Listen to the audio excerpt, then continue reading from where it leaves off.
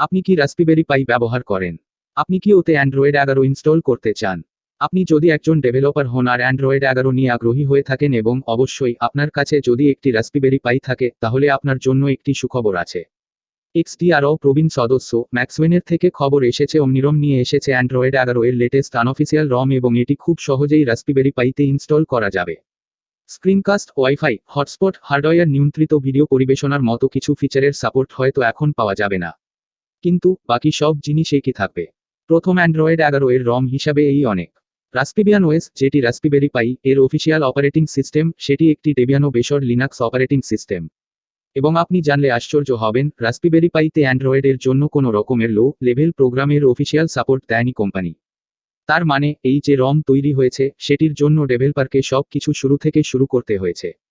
এর জন্য যে কঠোর পরিশ্রম ও দক্ষতার পরিচয় পাওয়া গিয়েছে তাকে আমি অনেক শ্রদ্ধা করি।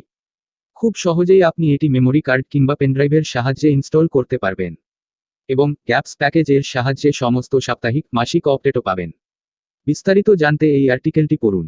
মনে রাখবেন, এটি কিন্তু আপনাকে অ্যান্ড্রয়েড টিভি এর মতো অনুভব করবে না এবং এতে কিছু বাক্স থাকতে পারে যেহেতু এটা এখন একেবারে প্রথম স্টেজে আছে।